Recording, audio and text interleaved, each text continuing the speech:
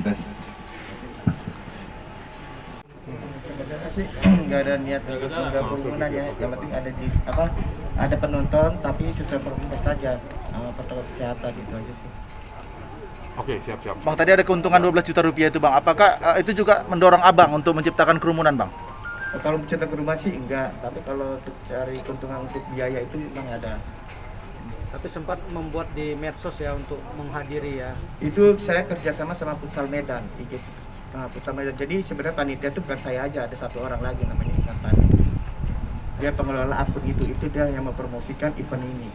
Dia mengundang peserta juga, mengundang antusias penonton untuk hadir di GOR.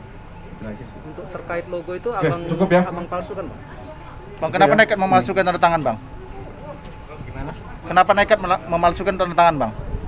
Karena merasa udah dekat sih itu sih. Tapi saya nggak Tadi udah salah. dijelaskan untuk kelancaran. Biar lancar, dia ngakuinnya dari anggota Polri. Masyarakat. Jadi perlu kita ketahui bersama atau sudah kita ketahui bersama bahwa viral video, foto terkait dengan penyelenggaraan futsal di Gor Mini di Gor Pancing Kota Medan.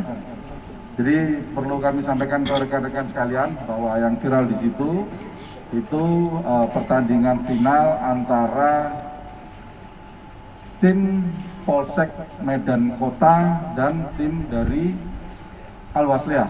Jadi kami sampaikan bahwa kita Polrestabes Medan tidak punya tim futsal, termasuk untuk jajaran Polsek. Jadi kita tidak punya tim futsal termasuk jajaran Polsek.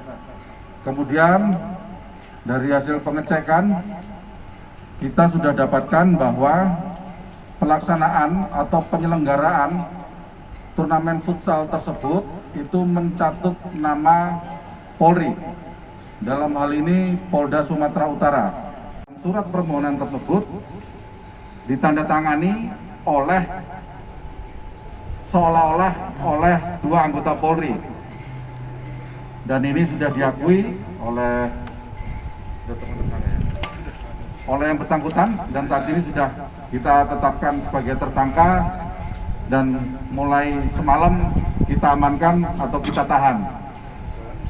Jadi kami pastikan bahwa kita Polrestabes Medan tidak punya tim sepak bola, termasuk Polsek jajaran.